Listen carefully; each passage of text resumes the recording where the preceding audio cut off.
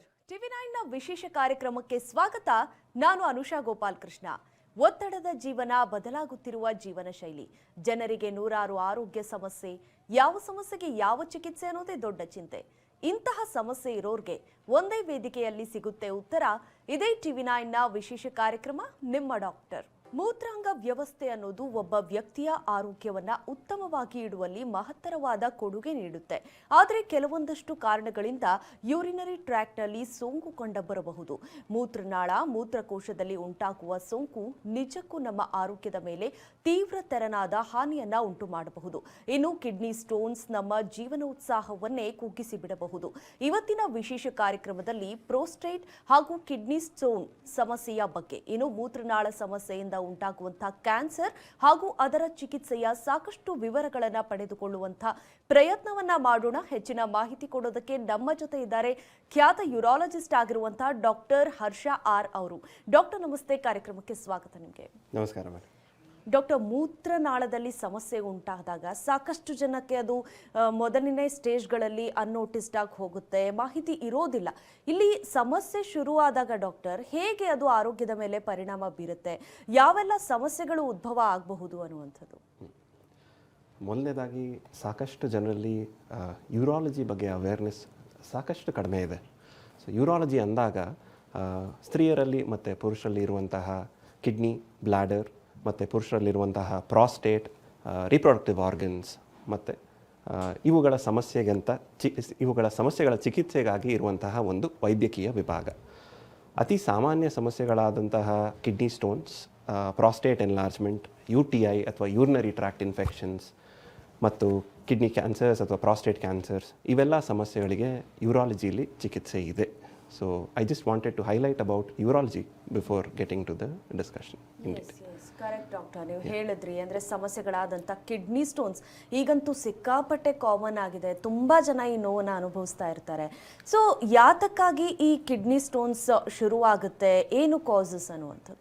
ನೀವು ಹೇಳಿದಾಗೆ ಇತ್ತೀಚಿನ ದಿನಗಳಲ್ಲಿ ಸಾಕಷ್ಟು ಜನ ಕಿಡ್ನಿ ಸ್ಟೋನ್ ಸಮಸ್ಯೆಯಿಂದ ಬಳಲ್ತಿದ್ದಾರೆ. ಇವರಲ್ಲಿ ಪ್ರೈಮರಿ ರೀಸನ್ಸ್ ಅಂತ ನಾವು ಹೇಳೋದಾದರೆ ಸಾಕಷ್ಟು ಪ್ರಮಾಣದಲ್ಲಿ ನೀರು ಕುಡಿದೇ ಇರುವಂಥದ್ದು, ಡಿಹೈಡ್ರೇಷನ್ ಅಂತ ನಾವೇನು ಕರಿತೀವಿ. So that is the primary reason why people form kidney stones. ಇದು ಬಿಟ್ಟು ಇನ್ನೂ ಕೆಲವರಷ್ಟು ಜನರಲ್ಲಿ they consume high salt diet, ಅಂದರೆ ಹೆಚ್ಚು ಉಪ್ಪಿನಾಂಶ ಇರುವಂತಹ ಆಹಾರಗಳನ್ನು ಸೇವನೆ ಮಾಡೋದು, ಅಥವಾ ಈಗಿನ ಪ್ರೆಸೆಂಟ್ ಜನ್ರೇಷನ್ ನಮ್ಮ ಜೆನ್-ಝಿ ಅಂತ ಏನು ಕರಿತೀವಿ, when they are going to the gym freaks ಅಥವಾ ಜೆನ್-ಝಿ ಅಂತ ಏನು ಕರಿತೀವಿ, for that particular reason protein consumption, ಅಂದರೆ ಪ್ರೋಟೀನ್ ಸಪ್ಲಿಮೆಂಟ್ಸ್ ತಗೊಳ್ತಾರೆ. So they take excess of protein supplements. ಇದೆಲ್ಲ ಸಾಮಾನ್ಯ ಕಾರಣಗಳು. ಇದನ್ನು ಬಿಟ್ಟು ಯಾವುದೇ ಕಾರಣಗಳಿಲ್ಲದೆ ಆನುವಂಶಿಕವಾಗಿ, ಅಂದರೆ ಜೆನೆಟಿಕ್ ರೀಸನ್ಸಿಂದ ಕೆಲವೊಬ್ಬರಲ್ಲಿ ಕಿಡ್ನಿ ಸ್ಟೋನ್ಸ್ ಆಗುವಂಥ ಸಮಸ್ಯೆಗಳು ಉಂಟು. ಓಕೆ ಡಾಕ್ಟರ್, ಈ ಕಿಡ್ನಿ ಸ್ಟೋನ್ಸ್ ಅಂದಾಗ ತುಂಬ ಜನಕ್ಕೆ ಸಡನ್ನಾಗಿ ನೋವು ಶುರು ಆಗಿಬಿಡುತ್ತೆ. ಆವಾಗ ಡಾಕ್ಟರ್ ಹತ್ರ ಹೋದಾಗ it will be already kidney stone ತುಂಬ ದೊಡ್ಡದಾಗ್ಬಿಟ್ಟಿರುತ್ತೆ. ಸೊ ಮುಂಚೆ ಯಾವುದೇ ರೀತಿಯಾದ ಸಿಂಪ್ಟಮ್ಸ್ ತೋರಿಸೋದಿಲ್ವಾ, ಅಥವಾ ಆವಾಗವಾಗ ನೋವು ಬಂದರೆ ಅದನ್ನು, ಅಂದರೆ ಸಮ್ಟೈಮ್ಸ್ 1 hour ಬಂದಿರುತ್ತೆ ಮತ್ತೆ ಹೊರಟೋಗಿರುತ್ತೆ, ಅಂಥದ್ದನ್ನು ನೆಗ್ಲೆಕ್ಟ್ ಮಾಡಬಾರ್ದಾ? ಯಾವ ರೀತಿ ಸಿಂಪ್ಟಮ್ಸ್ನ ಅಬ್ಸರ್ವ್ ಮಾಡಬೇಕು? ಮೊದಲನೇ ಹಂತದಲ್ಲೇ ಫಸ್ಟ್ ಟೈಮ್ ಹೊಟ್ಟೆ ನೋವು ಅಥವಾ ಬೆನ್ನಿನ ಭಾಗದ ನೋವು ಇದೆಲ್ಲ ಕಾಣಿಸ್ಕೊಂಡಾಗ the very first thing you should do is take a consultation with a urologist. ಅವ್ರ ಮುಖಾಂತರ ನಿಮಗೆ ಏನಾದರೂ ಕಿಡ್ನಿ ಸಮಸ್ಯೆ ಇದೆಯಾ, ಕಿಡ್ನಿ ಸ್ಟೋನ್ಸ್ ಇದೆಯಾ, ಇದೆಲ್ಲ ಪರೀಕ್ಷೆ ಮಾಡೋದಕ್ಕೋಸ್ಕರ ಒಂದು ಬೇಸಿಕ್ ಸೆಟ್ ಆಫ್ ಇನ್ವೆಸ್ಟಿಗೇಷನ್ಸ್ ಅಂತ ಮಾಡ್ತಾರೆ.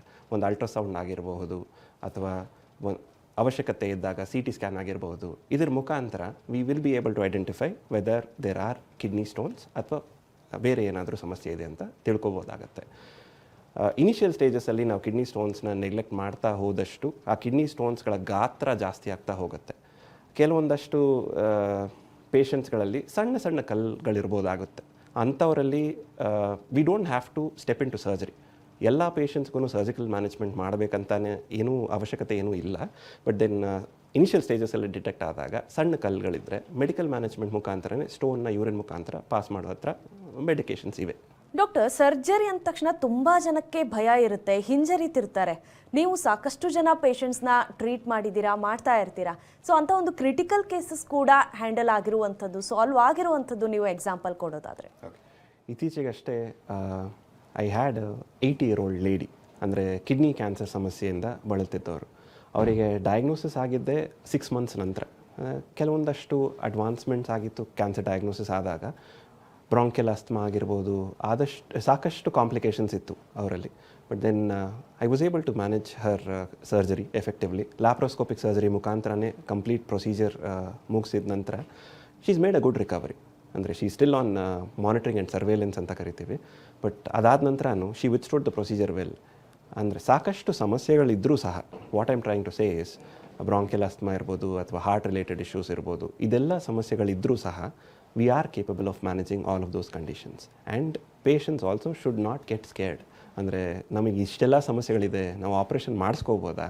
ಇಲ್ಲ, ವೈದ್ಯಕೀಯ ಶಾಸ್ತ್ರ ಸಾಕಷ್ಟು ಮುಂದುವರೆದಿದೆ. We can manage all kinds of complications ಆದ ನಂತರನೂ ಅದಕ್ಕೂ ಟ್ರೀಟ್ಮೆಂಟ್ ಇದೆ. ವಿ ಕ್ಯಾನ್ ಹ್ಯಾಂಡಲ್ ಇಟ್ ಅಂತಲೇ ಹೇಳೋಕ್ಕೆ ಬಯಸ್ತೀನಿ. ಎಸ್, ಕರೆಕ್ಟ್ ಡಾಕ್ಟರ್ ನೀವು ಹೇಳ್ತಾ ಇದ್ರಿ ಯಾವ ರೀತಿ ಸಮಸ್ಯೆಗಳು ಬರಬಹುದು ಅಂತ. ಅದರಲ್ಲಿ ಬಹಳ ಮುಖ್ಯವಾದದ್ದು ಪ್ರೋಸ್ಟೇಟ್. ಈಗಿನ ದಿನಗಳಲ್ಲಿ ತುಂಬ ಜನ ಅಂದರೆ ಪುರುಷರಿಗೆ ವಯಸ್ಸಾಗ್ತಿದ್ದಂಗೆ ಹೆಚ್ಚಾಗಿ ಕಾಣಿಸ್ಕೊಳ್ತಾ ಇದೆ. ಅದು ಯಾತಕ್ಕಾಗಿ ಡಾಕ್ಟರ್? ಈ ಪ್ರಾಸ್ಟೇಟ್ ಅನ್ನೋ ಅಂಗ ಪುರುಷರಲ್ಲಿ ಇದ್ದೇ ಇರುತ್ತೆ. It is primarily associated with reproductive function ಅಂತ ಕರಿತೀವಿ. ಬಟ್ 50ರ ನಂತರ ವಯೋಸಹಜವಾಗಿ ಪ್ರಾಸ್ಟೇಟ್ ವೃದ್ಧಿ ಆಗ್ತಾ ಹೋಗುತ್ತೆ. So this enlargement of prostate keeps happening with age. Majority ಪಾಪ್ಯುಲೇಷನಲ್ಲಿ ಈ ಪ್ರಾಸ್ಟೇಟ್ ಎನ್ಲಾರ್ಜ್ಮೆಂಟ್ ಬೆನೈನ್ ಎನ್ಲಾರ್ಜ್ಮೆಂಟ್ ಅಂತ ಕರಿತೀವಿ. ಯಾವುದೇ ರೀತಿ ಕ್ಯಾನ್ಸರ್ ಕಾರಕ ಅಲ್ಲ ಇದು. ಬಟ್ ಇದನ್ನು ಪರೀಕ್ಷೆ ಮಾಡೋ ವಿಧ ಹೇಗೆ? ಅಗೇನ್, ಯೂರಾಲಜಿ ಸ್ಟೆಥೋಸ್ಕೋಪ್ ಅಂತ ಕರೆಯೋದಂದರೆ ನಮ್ಮ ಅಲ್ಟ್ರಾಸೌಂಡ್ನ ಯೂರಾಲಜಿಸ್ಟ್ನ ಸ್ಟೆಥೋಸ್ಕೋಪ್ ಅಂತ ಕರಿತೀವಿ. ಸೊ ಅಲ್ಟ್ರಾಸೌಂಡ್ ಮುಖಾಂತರ will be able to identify prostate ಸಮಸ್ಯೆ ಇದೆಯಾ ಇಲ್ವಾ, ಅಥವಾ ಈ ಪ್ರಾಸ್ಟೇಟ್ ಕ್ಯಾನ್ಸರ್ ಕಾರಕನ ಇಲ್ವಾ ಅಂತ ಅಲ್ವಾ ಅನ್ನೋದನ್ನು ಅಲ್ಟ್ರಾಸೌಂಡ್ ಮತ್ತು PSA ಮತ್ತು ಯೂರೋಫ್ಲೋಮೆಟ್ರಿ ಮುಖಾಂತರ ಬೇಸಿಕ್ ಇನ್ವೆಸ್ಟಿಗೇಷನ್ಸ್ ಮಾಡಿ we can take it further.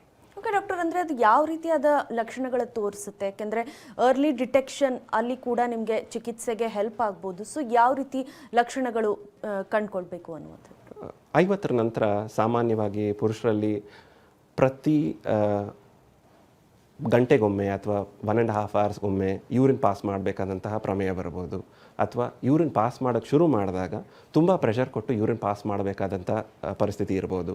ಪದೇ ಪದೇ UTIs ಅಥವಾ ಯೂರಿನರಿ ಟ್ರ್ಯಾಕ್ಟ್ ಇನ್ಫೆಕ್ಷನ್ಸ್ ಆಗ್ತಿರ್ಬೋದು. ಇವೆಲ್ಲ ಅತಿ ಸಾಮಾನ್ಯ ಸಮಸ್ಯೆಗಳು. ಇನ್ನೂ ಕೆಲವರಲ್ಲಿ ರಾತ್ರಿ ಹೊತ್ತು ಇಟ್ ಡಿಸ್ಟರ್ಬ್ಸ್ ದೇರ್ ಸ್ಲೀಪ್. ಪದೇ ಪದೇ ಎದ್ದು ಯೂರಿನ್ ಪಾಸ್ ಮಾಡಬೇಕಂದಾಗ it disturbs their sleep a lot. ಇಂಥ ಪೇಷಂಟ್ಸಲ್ಲಿ ಪ್ರಾಸ್ಟೇಟ್ ಸಮಸ್ಯೆಗಳು ತುಂಬ ಹೆಚ್ಚು. ಪ್ರಾಸ್ಟೇಟಿಂದಾನೇ ಇಂತೆಲ್ಲ ಸಮಸ್ಯೆಗಳು ಕಾಣಿಸ್ಕೊಳ್ಳುತ್ತೆ. ಡಾಕ್ಟರ್, ಇನ್ನು ಈಗ ಕಿಡ್ನಿ ಹೆಲ್ತ್ ಬಗ್ಗೆ ನಾವು ಮಾತನಾಡೋದಾದರೆ, ನಾವು ತುಂಬ ಜನ ಅಬ್ಸರ್ವ್ ಮಾಡ್ತಾ ಇರ್ತೀವಿ, ಕಿಡ್ನಿನ ದಾನ ಮಾಡೋದಾಗಿರಬಹುದು ಅಥವಾ ಒಂದೇ ಕಿಡ್ನಿ ಮೇಲೆ ತುಂಬ ಜನ ಆರಾಮಾಗಿ ಲೈಫ್ ಲೀಡ್ ಮಾಡಬಹುದು ಅನ್ನುವಂಥದ್ದು ನಾವು ಎಕ್ಸಾಂಪಲ್ಸ್ ನೋಡ್ತೀವಿ. ಅದು ನಿಜಕ್ಕೂ ಕರೆಕ್ಟಾ? ನಿಜಕ್ಕೂ ಸಾಧ್ಯನಾ ಡಾಕ್ಟರ್ ಅನ್ನುವಂಥದ್ದು? ಈಗ ಸಾಕಷ್ಟು ಉದಾಹರಣೆಗಳಿದೆ ನಮಗೆ. ಕಿಡ್ನಿ ಡೊನೇಟ್ ಮಾಡುವಂಥದ್ದು ಅಂದರೆ ಫ್ಯಾಮಿಲಿ ಮೆಂಬರ್ಸ್ ಅವರ ಲವ್ಡ್ ಒನ್ಸ್ಗೆ ಕಿಡ್ನಿ ಡೊನೇಟ್ ಮಾಡಬೇಕಾದಂಥದ್ದು. So they can survive normally with 1 single kidney. ಇದರಿಂದ ಯಾವುದೇ ರೀತಿ ತೊಂದರೆಗಳಾಗಲ್ಲ. ಅಂದರೆ there are certain conditions that they have to satisfy. Diabetes ಆಗಲಿ, ಹೈಪರ್ ಟೆನ್ಷನ್ ಆಗಲಿ, ಇವೆಲ್ಲದ್ದು ಏನಾದರೂ ಇದ್ದರೆ they do not classify as a kidney donor ಅಂತ ನಾವು ಕರಿತೀವಿ. ಸೊ ಎಕ್ಸ್ಟೆಂಡೆಡ್ ಕ್ರೈಟೀರಿಯಾ ಡೋನರ್ಸ್ ಅಂತ we consider them. But generally health ಚೆನ್ನಾಗಿ ಮೇಂಟೈನ್ ಮಾಡ್ಕೊಂಡು ಹೋದರೆ 1 single kidney also is more than enough to live a long happy life. Yes doctor, ಇನ್ನು ತುಂಬ ಜನಕ್ಕೆ ಕಿಡ್ನಿ ಹೆಲ್ತ್ ಅಂತ ಬಂದಾಗ ಈಗಿನ ಯುವ ಪೀಳಿಗೆ ಹೇಳ್ತಂಗೆ ಅಂದರೆ ಹೆಚ್ಚಾಗಿ ಪ್ರೋಟೀನ್ ಕನ್ಸಂಪ್ಷನ್ ಮಾಡ್ತಾ ಇರ್ತಾರೆ, ಜಿಮ್ಗೆ ಹೋಗುವಂಥ ಅಭ್ಯಾಸಗಳು ಜಾಸ್ತಿ ಆಗಿದೆ. ಅದು ಕೂಡ ಕಿಡ್ನಿ ಮೇಲೆ ಎಫೆಕ್ಟ್ ಮಾಡಬಹುದಾ ಅನ್ನುವಂಥದ್ದು? ಪ್ರೆಸೆಂಟ್ ಜನ್ರೇಷನಲ್ಲಿ ಪ್ರೋಟೀನ್ ಸಪ್ಲಿಮೆಂಟ್ಸ್ ಅಂದರೆ ವೇ ಪ್ರೋಟೀನ್ ಆಗಿರ್ಬೋದು ಅಥವಾ ಕ್ರಿಯಾಟಿನ್ ಸಪ್ಲಿಮೆಂಟ್ಸ್ ಆಗಿರ್ಬೋದು, ನಮ್ಮ ಯುವಜನತೆ ಸಾಕಷ್ಟು ಪ್ರಮಾಣದಲ್ಲಿ ಅದನ್ನು ಸೇವಿಸ್ತಿದ್ದಾರೆ. ಪ್ರೈಮರ್ಲಿ ಫಾರ್ ಬಾಡಿ ಬಿಲ್ಡಿಂಗ್ ಆಗಿರ್ಬೋದು ಅಥವಾ ರೆಗ್ಯುಲರ್ ಜಿಮ್ ಗೋವರ್ಸ್. ನಮ್ಮ ದೇಹಕ್ಕೆ per KG body weight at least 1 gram of protein requirement ಇದೆ.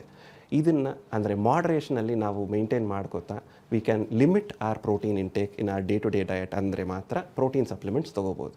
ಬಟ್ ಅತಿ ಹೆಚ್ಚು ಪ್ರೋಟೀನ್ ಸಪ್ಲಿಮೆಂಟ್ಸ್ ತೊಗೊಂಡಾಗ ಏನಾಗುತ್ತೆ, ಅದು ಕಿಡ್ನಿ ಮೇಲೆ ಸಾಕಷ್ಟು ಒತ್ತಡ ತರುತ್ತೆ. It will put the kidney in a state of hyper filtration. ಅಂದರೆ ಸಾಮಾನ್ಯವಾದ ಕಿಡ್ನಿ ಸಮಸ್ಯೆಗಳಿರುವಂಥ ಡಯಾಬಿಟೀಸ್, ಹೈಪರ್ ಟೆನ್ಷನ್ ಇಂಥ ಪೇಷಂಟ್ಸಲ್ಲಿ ಈ ಪ್ರೋಟೀನ್ ಸಪ್ಲಿಮೆಂಟ್ಸ್ ಏನಾಗುತ್ತೆ, they can predispose the patient in to renal failure also. Although there are multiple studies which are on going. ಸಾಕಷ್ಟು ಪ್ರಮಾಣದಲ್ಲಿ ಇನ್ನೂ ಸ್ಟಡೀಸ್ ಎಲ್ಲ ಇನ್ನೂ ರಿಸಲ್ಟ್ಸ್ ಬರಬೇಕಿದೆ. But then it is not recommended to exceed the limit of protein consumption through the day.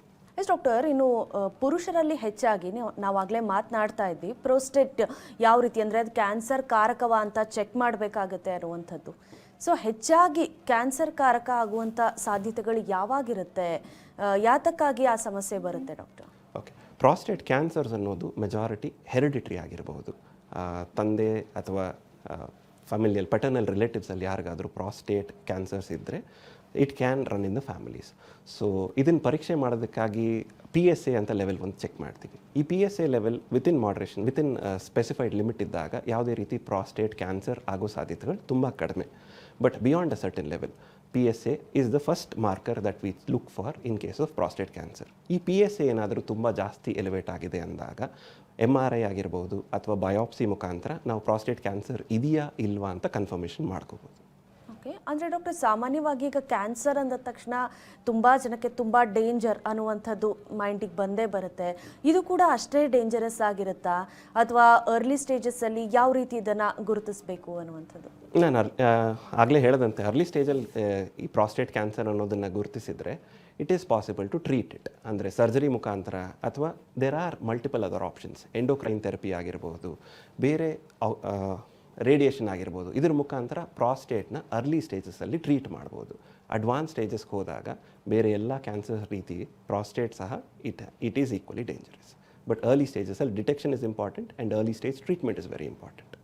Okay doctor, ಅಂದರೆ ಈ cancer surgery ಈ procedure ಯಾವ ರೀತಿ ಆಗಿರುತ್ತೆ, ಅಂದರೆ ರಿಕವರಿ ಟೈಮ್ ತುಂಬ ವರ್ಷಗಳು ತಗೊಳುತ್ತಾ, ಯಾವ ರೀತಿಯಾಗಿರುತ್ತೆ?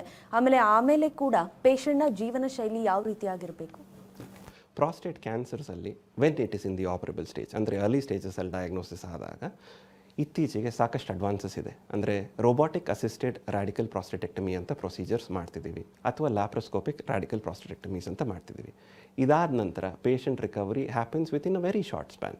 Majority patients recover within 2 to 3 weeks time ಅಂತಲೂ ಹೇಳ್ಬೋದು. ಬಟ್ ದೆನ್ ಕೆಲವೊಬ್ಬರಲ್ಲಿ ಯೂರಿನ್ ಲೀಕೇಜ್ ಅಂತಹ ಸಮಸ್ಯೆ ಇರ್ಬೋದು. ಇದೆಲ್ಲ ಒಂದು ಸ್ವಲ್ಪ ಟೈಮ್ ತೊಗೊಳುತ್ತೆ ಡಿಪೆಂಡಿಂಗ್ ಆನ್ ದ ಪೇಷಂಟ್. ನಾವು ಹೇಳುವಂತಹ ಎಕ್ಸಸೈಸಸ್ ಆಗಲಿ, ಲೈಫ್ ಸ್ಟೈಲ್ ಚೇಂಜಸ್ ಆಗಲಿ, ಇದನ್ನೆಲ್ಲ ಮಾಡ್ಕೋತಾ ಹೋದರೆ recovery is smooth. And periodic follow up is very important in prostate cancers. ಯಾವುದೇ ಥರವಾದ ಕ್ಯಾನ್ಸರ್ಗಳಲ್ಲಾಗಲಿ periodic follow up is very important. Okay doctor, ಇನ್ನು ಹೆಣ್ಣು ಮಕ್ಕಳಲ್ಲಿ ಕೂಡ ಈಗಿನ ದಿನಗಳಲ್ಲಿ ಯೂರಾಲಜಿಗೆ ಸಂಬಂಧಪಟ್ಟಂತೆ ಸಮಸ್ಯೆಗಳು ಹೆಚ್ಚಾಗ್ತಾ ಇದೆ. ಮೇ ಬಿ ಡ್ಯೂ ಟು ಅದು ಪ್ರೆಗ್ನೆನ್ಸಿ ಟೈಮಲ್ಲಿ ಉದ್ಭವ ಆಗಿರುವಂಥ ಸಮಸ್ಯೆಗಳಾಗಿರಬಹುದು. ಆ ಸಮಸ್ಯೆ ಹೆಚ್ಚಾಗಿರೋದ್ರಿಂದ ಅದರ ಬಗ್ಗೆ ನೀವು ಏನು ಹೇಳ್ತೀರಿ? ಅಂದರೆ ಯಾತಕ್ಕಾಗಿ ಈ ಸಮಸ್ಯೆ ಬರ್ತಾ ಇದೆ, ಹೇಗೆ ಅವಾಯ್ಡ್ ಮಾಡಬೇಕು ಅನ್ನುವಂಥದ್ದು? Urinary tract infections are one leading cause of infection and problem in females ಅಂತ ಕರಿತೀವಿ. ಅಂದರೆ ಈ ಸಮಸ್ಯೆಯ ಪ್ರೈಮರಿ ಕಾರಣ urology, majority of the problems are because of low water consumption ಅಂತಲೇ ಹೇಳ್ತೀವಿ. ಸೊ ಪ್ರೆಗ್ನೆನ್ಸಿ ಟೈಮಲ್ಲಿ ವಾಟರ್ ರಿಕ್ವೈರ್ಮೆಂಟ್ ಸಾಕಷ್ಟು ಇರುತ್ತೆ. ಸಾಕಷ್ಟು ಪ್ರಮಾಣದಲ್ಲಿ ನೀರು ತೊಗೊಳ್ದೇ ಇದ್ದಾಗ ಈ ಯೂರಾಲಜಿಕಲ್ ಸಮಸ್ಯೆಗಳು ಪ್ರೆಗ್ನೆನ್ಸಿ ಟೈಮಲ್ಲಿ ಕೂಡ ಕಾಣಿಸ್ಕೊಳ್ತವೆ. Prevention is always better than cure ಅಂತ ನಾವೇನು ಹೇಳ್ತೀವಿ. ಸೊ ಪ್ರೆಗ್ನೆನ್ಸಿ ಟೈಮಲ್ಲಿ ಸಹ ಪ್ರಿವೆನ್ಷನ್ ಮಾಡೋದೇ ಉತ್ತಮ, rather then going for a treatment. ಯಾಕೆಂದರೆ ಪ್ರೆಗ್ನೆಂಟ್ ಆದಂಥ ಹೆಣ್ಮಗಳಲ್ಲಿ ಆಪರೇಷನ್ಸ್ ಆಗಲಿ ಬೇರೆ ಎಲ್ಲನೂ ರಿಸ್ಕ್ ಇದ್ದೇ ಇರುತ್ತೆ. So prevention is always better. But ಸಮಸ್ಯೆ ಇದ್ದಾಗ ಖಂಡಿತ ಅದಕ್ಕೆ ಪರಿಹಾರ ಇದ್ದೇ ಇದೆ. ಡಾಕ್ಟರ್, ಇನ್ನು ಕಿಡ್ನಿ ಸ್ಟೋನ್ಸ್ ಅಂತ ಸಮಸ್ಯೆ ಈಗೆಲ್ಲ ಚಿಕ್ಕ ಮಕ್ಕಳಲ್ಲೂ ಕೂಡ ನಾವು ನೋಡ್ತೀವಿ. ಚಿಕ್ಕ ಮಕ್ಕಳು ಅಥವಾ ಅರ್ಲಿ ಯೂತ್ ಸ್ಟೇಜಸ್ಸಲ್ಲಿ ಜಾಸ್ತಿ ಆಗಿ ಬರ್ತಾ ಇರುತ್ತೆ. ಸೊ ನೀವು ಅದಕ್ಕೆ ಹೇಳಿದ್ರಿ ಸೊಲ್ಯೂಷನ್ ಲೈಕ್ ಹೈಡ್ರೇಷನ್ ಎಲ್ಲವೂ ಕೂಡ ಇಂಪಾರ್ಟೆಂಟ್ ಅಂತ. ಸೊ ಐಡಿಯಲಿ ಎಷ್ಟು ವಾಟರ್ ಕನ್ಸಂಪ್ಷನ್ ಯಾವ ಏಜಿಗೆ ಅಂತ ನೀವು ಹೇಳೋದಾದರೆ doctor? Okay, there are no predetermined criteria. ದಿನಕ್ಕೆ 2.5 3 ಲೀಟ್ರಷ್ಟು ತೊಗೊಳ್ಳಿ ಅಂತ ಜನರಲೈಸ್ ಮಾಡಿ ಎಲ್ಲರಿಗೂ ಹೇಳೋಕ್ಕಾಗೋದಿಲ್ಲ. ಸೊ ಅವರ ದೇಹ ರಚನೆಗೆ ಅನುಗುಣವಾಗಿ you have to ensure that you take adequate amount of water. ಒಂದು ಅಂದಾಜು ಅಂದರೆ 7 ರಿಂದ 8 ಗ್ಲಾಸ್ ಅಷ್ಟು ನೀರು ತೊಗೊಳ್ಳೋದು ಈಸ್ ರೆಕಮೆಂಡೆಡ್, ವೆದರ್ ಚಿಲ್ಡ್ರನ್ ಆಗಿರ್ಬೋದು ಅಥವಾ ಅಡಲ್ಟ್ಸ್. ಸಣ್ಣ ಮಕ್ಕಳಲ್ಲಿ ಕಷ್ಟ ಇದು, ಬಟ್ ದೆನ್ ಆದಷ್ಟು adequate hydration is important. So you cannot classify ಇಷ್ಟೇ ನೀರು ತೊಗೊಳ್ಳಿ ಅಂತ ಹೇಳಲಿಕ್ಕೆ. It will become a predetermined condition. Doctor, ಈಗ ಜನರಲ್ ಆಗಿ ಯೂರಿನರಿ ಟ್ರ್ಯಾಕ್ ಹೆಲ್ತ್ಗೋಸ್ಕರ ಡಯಟ್ ಅದ್ರ ಮೇಲೆ ಡಿಪೆಂಡ್ ಆಗಿರುತ್ತಾ? ಈಗ ಕೆಲವೊಂದು ಫುಡ್ಸ್ ಅವಾಯ್ಡ್ ಮಾಡಬೇಕು ಅನ್ನೋದಾದರೆ ತುಂಬ ಜನ ಹೇಳ್ತಾರೆ ಪಾಲಕ್ ತಿನ್ನಬಾರ್ದು ಅಥವಾ ಕೆಲವೊಂದಷ್ಟು ಫುಡ್ಸ್ ಅವಾಯ್ಡ್ ಮಾಡಬೇಕು ಅಂತ. ಸೊ ಆ ರೀತಿ ಏನಾದರೂ ರಿಸ್ಟ್ರಿಕ್ಷನ್ಸ್ ಇರುತ್ತಾ, or is it just a myth? Or it is mostly a myth madam. Dietary ಅಂಶ ಅಂದರೆ ಪರ್ಟಿಕ್ಯುಲರ್ ಫುಡ್ಸ್ ಅವಾಯ್ಡ್ ಮಾಡೋದ್ರಿಂದ ಕಿಡ್ನಿ ಸಮಸ್ಯೆಗಳು ಅದೆಲ್ಲ ಆಗೋದು ಮಿತ್ ಅಂತಲೇ ಕರಿತೀವಿ. Like I discuss protein excess ಕನ್ಸಂಪ್ಷನಿಂದ ಕಿಡ್ನಿ ಡ್ಯಾಮೇಜ್ ಆಗೋ ಸಾಧ್ಯತೆಗಳು ಹೆಚ್ಚು. ಬಟ್ ದೆನ್ ಬೇರೆ ಡಯಟರಿ ರೆಸ್ಟ್ರಿಕ್ಷನ್ಸ್ ಯಾವುದೇ ರೀತಿ ಅವಶ್ಯಕತೆ ಇಲ್ಲ. ಡಯಾಬಿಟೀಸ್ ಇದ್ದರೆ ಶುಗರ್ ಕಂಟ್ರೋಲ್ ಮಾಡ್ಕೊಳ್ಳಿ, ಹೈ ಬ್ಲಡ್ ಪ್ರೆಷರ್ ಇದ್ದರೆ ಬ್ಲಡ್ ಪ್ರೆಷರ್ಸ್ನ ಕಂಟ್ರೋಲಲ್ಲಿ ಇಟ್ಕೊಳ್ಳಿ. ಇದರಿಂದ ಕಿಡ್ನಿ ಸಮಸ್ಯೆಗಳು ಸಾಕಷ್ಟು ಪ್ರಮಾಣದಲ್ಲಿ ಕಂಟ್ರೋಲಲ್ಲಿರ್ತವೆ. ಓಕೆ ಡಾಕ್ಟರ್, ಇನ್ನು ತುಂಬ ಜನಕ್ಕೆ ಯೂರಿನರಿ ಟ್ರ್ಯಾಕ್ ಇನ್ಫೆಕ್ಷನ್ ಇದ್ದವ್ರಿಗೆ ಸರ್ಜರಿನೇ ಈಗಿನ ದಿನಗಳಲ್ಲಿ ತುಂಬ ರೆಕಮೆಂಡ್ ಮಾಡ್ತಾರೆ.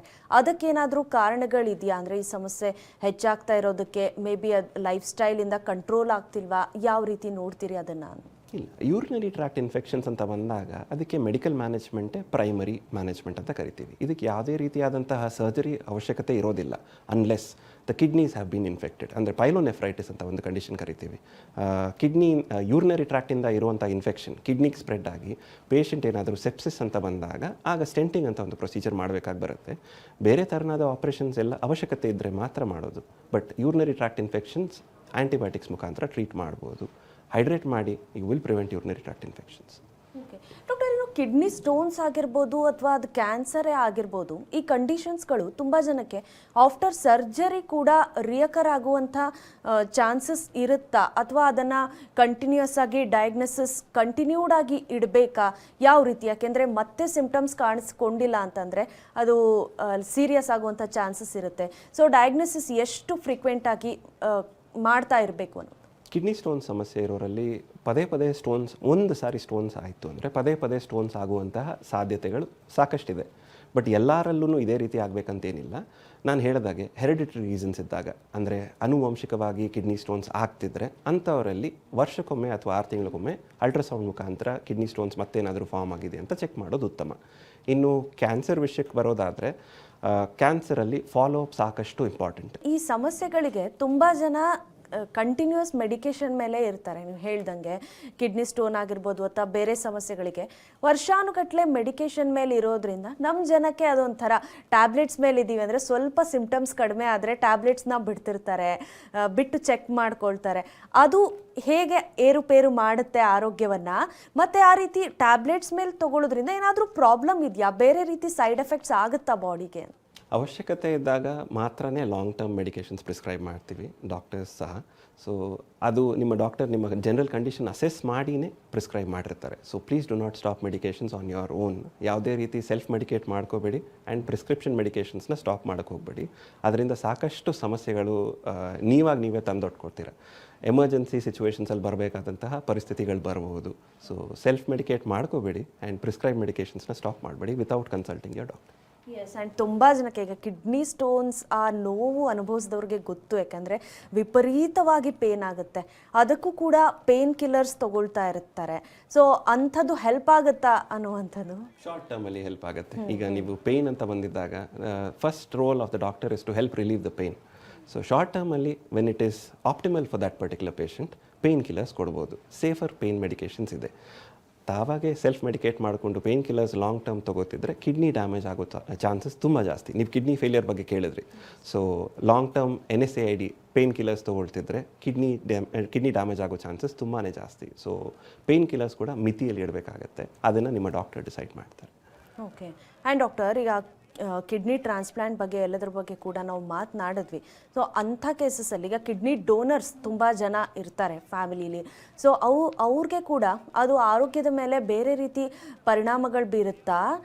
ಅಂದರೆ ಅದನ್ನು ಅವರ ಹೆಲ್ತ್ ಮೇಂಟೆನೆನ್ಸ್ ಆಗಿರ್ಬೋದು, ಅದು ಯಾವ ರೀತಿ ಆಗಿರ್ಬೋದು, ಅದರಲ್ಲೂ ವ್ಯತ್ಯಾಸಗಳಾಗುತ್ತಾ ಅನ್ನೋದು? ಕಿಡ್ನಿ ಡೊನೇಟ್ ಮಾಡಿದ ನಂತರ ಪೇಷಂಟ್ಸಿಗೆ, ಡೋನರ್ಸಿಗೆ ನಾವು ಫಸ್ಟ್ ಇನ್ಸ್ಟ್ರಕ್ಷನ್ಸ್ ಕೊಡೋದೇನೆಂದರೆ ಡಯಾಬಿಟೀಸ್ ಮತ್ತು ಹೈಪರ್ ಟೆನ್ಷನ್ ಏನಾದರೂ ಡೆವಲಪ್ ಆದರೆ ದಯವಿಟ್ಟು ರೆಗ್ಯುಲರ್ ಕಂಟ್ರೋಲ್ ಮಾಡಿ ಚೆಕ್ ಮಾಡಿಸಿ.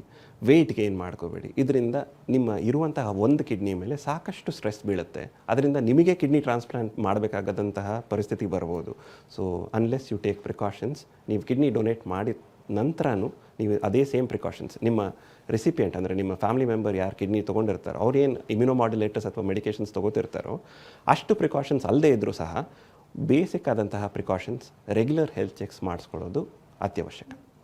ಓಕೆ ಡಾಕ್ಟರ್, ಈಗ ತುಂಬ ಜನಕ್ಕೆ ಜೆನೆಟಿಕಲಿ ಕಿಡ್ನಿ ಪ್ರಾಬ್ಲಮ್ಸ್ ಇರುತ್ತೆ. ಸೊ ಅಂಥವರು ಏನೂ ಸಮಸ್ಯೆ ಇಲ್ಲದೇ ಇದ್ದರೂ ಕೂಡ ಪ್ರಿಕಾಷನರಿ ಆಗಿ ಮೆಡಿಕೇಷನ್ಸ್ ಏನಾದರೂ ಮಾಡ್ಕೊಳ್ಬಹುದಾ? ಅಂದರೆ ಈ ರೀತಿ ಸಮಸ್ಯೆಗಳನ್ನು ಅವಾಯ್ಡ್ ಮಾಡೋದಕ್ಕೆ? ಪ್ರಿಕಾಷನರಿ ಹೆಲ್ತ್ ಚೆಕ್ ಮಾಡಿಸೋದ್ರಿಂದ ನಮಗೆ ಪೇಷಂಟ್ಸಲ್ಲಿ ಬೇರೆ ಏನಾದರೂ ತೊಂದರೆ ಇದೆಯಾ ಅಂತ ಗೊತ್ತಾಗುತ್ತೆ. ಬೇರೆ ಯಾವುದೇ ರೀತಿಯಾದಂತಹ ಪ್ರಿಕಾಷನರಿ ಮೆಡಿಕೇಷನ್ಸ್ ಅಂತೂ ಇಲ್ಲ kidney, even if it is genetic problems. Okay doctor, ಅಂದರೆ ಕೊನೆಯದಾಗಿ ಈಗ ಕ್ಯಾನ್ಸರ್ ಪೇಷಂಟ್ಸ್ ಆಗಿರ್ಬೋದು, ಇಂಥ ಸಮಸ್ಯೆಗಳಿರೋರಿಗೆ ನೀವು ಏನು ಅಡ್ವೈಸ್ ಮಾಡ್ತೀರಿ? ಮತ್ತು ಇದ್ರ ಬಗ್ಗೆ ತುಂಬ ಜನಕ್ಕೆ ಮಾಹಿತಿನೇ ಇರೋದಿಲ್ಲ ಇಂಥ ಸಮಸ್ಯೆಗಳಿದೆ ಅಂತ. ಸೊ ಇದರ ಬಗ್ಗೆ ಜಾಗೃತಿ ಮೂಡಿಸೋದು ಕೂಡ ಸಾಕಷ್ಟು ಇಂಪಾರ್ಟೆಂಟ್ ಆಗುತ್ತೆ. ಸೊ ಅದು ಯಾವ ರೀತಿಯಾಗಿ ಆಗಬೇಕು, ಆಗ್ತಾ ಇದೆ, ಅದರ ಬಗ್ಗೆ ನೀವು ಹೇಳೋದಾದರೆ? ಹೆಲ್ತ್ ಚೆಕ್ ಅನ್ನೋದು ವೆರಿ ಇಂಪಾರ್ಟೆಂಟ್ ಆಸ್ಪೆಕ್ಟ್. ಯಾವುದೇ ರೀತಿಯಾದಂತಹ ಕ್ಯಾನ್ಸರ್ಗಳು ಇದೆಯಾ ಇಲ್ವಾ ಅನ್ನೋದನ್ನು ತಿಳ್ಕೊಳ್ಳೋದಕ್ಕೆ ಬೇಸಿಕ್ ಹೆಲ್ತ್ ಚೆಕ್ ಮುಖಾಂತರ ಸ್ಟಾರ್ಟ್ ಮಾಡ್ಕೋಬೋದು. ಅದರಲ್ಲಿ ಏನಾದರೂ ಸಮಸ್ಯೆಗಳು ಅಂದರೆ ಅಲ್ಟ್ರಾಸೌಂಡ್ ಮುಖಾಂತರ ಏನಾದರೂ ಸಮಸ್ಯೆಗಳೇನಾದರೂ ಪಿಕಪ್ ಆಗಿದರೆ ಇನ್ನೂ ಸಾಕಷ್ಟು ಇನ್ವೆಸ್ಟಿಗೇಷನ್ಸ್ ಮಾಡಿ ಕ್ಯಾನ್ಸರ್ ಇದೆಯಾ ಇಲ್ವಾ ಅನ್ನೋದನ್ನು ನಾವು ತಿಳ್ಕೊಬೋದು. ಒನ್ಸ್ ಅ ಡಯಾಗ್ನೋಸಿಸ್ ಮೇಡ್, ಅಂದರೆ ಅರ್ಲಿ ಸ್ಟೇಜಸಲ್ಲಿ ಡಯಾಗ್ನೋಸಿಸ್ ಆದಾಗ ನಾನು ಹೇಳಿದ ಹಾಗೆ ಟ್ರೀಟ್ಮೆಂಟ್ ಆಪ್ಷನ್ಸ್ ಬಹಳಷ್ಟಿದೆ. ಲೇಟರ್ ಸ್ಟೇಜಸ್ ಅಂದರೆ ಸ್ಪ್ರೆಡ್ ಆಗಿದೆ ಕ್ಯಾನ್ಸರ್ ಅಂದಾಗ ಟ್ರೀಟ್ಮೆಂಟ್ ಆಪ್ಷನ್ಸ್ ಕಡಿಮೆ ಆಗ್ತಾನೆ ಹೋಗುತ್ತೆ. ಸೊ ಅರ್ಲಿ ಸ್ಟೇಜಲ್ಲಿ ಡಯಾಗ್ನೋಸಿಸ್ ಮಾಡಿಸ್ಕೊಳ್ಳೋವಂಥದ್ದು ಉತ್ತಮ. ಅದಕ್ಕಾಗಿ ಹೆಲ್ತ್ ಚೆಕ್ಸ್ ರೆಗ್ಯುಲರಾಗಿ ಮಾಡಿಸ್ಕೊಳ್ಳಿ ಅಂತಲೇ ನಾನು ರೆಕಮೆಂಡ್ ಮಾಡ್ತೀನಿ. Yes, thank you so much doctor. ಸಾಕಷ್ಟು ಮಾಹಿತಿಯನ್ನು ಹಂಚ್ಕೊಂಡ್ರಿ ನಮ್ಮ ಜೊತೆ. ಧನ್ಯವಾದ. ಧನ್ಯವಾದ. ಎಸ್, ಏನು ಡಾಕ್ಟರನ್ನು ನೇರವಾಗಿ ಭೇಟಿ ಮಾಡೋದಕ್ಕೆ ಅಡ್ರೆಸ್ ಪ್ಲೇಟ್ ಇಂತಿದೆ. ಡಾಕ್ಟರ್ ಹರ್ಷ ಆರ್, ಆಂಬಿಯನ್ಸ್ ಟಿವಾ, ಸರ್ಜಾಪುರ ರಸ್ತೆ, ಬೆಂಗಳೂರು. ಇನ್ನು ಮುಂಗಡವಾಗಿ ಅಪಾಯಿಂಟ್ಮೆಂಟ್ಸ್ ಬುಕ್ ಮಾಡ್ಕೊಳ್ಳೋದಕ್ಕೆ ಈ ಒಂದು ದೂರವಾಣಿ ಸಂಖ್ಯೆಗೆ ಕರೆ ಮಾಡಬಹುದು. 8317450541.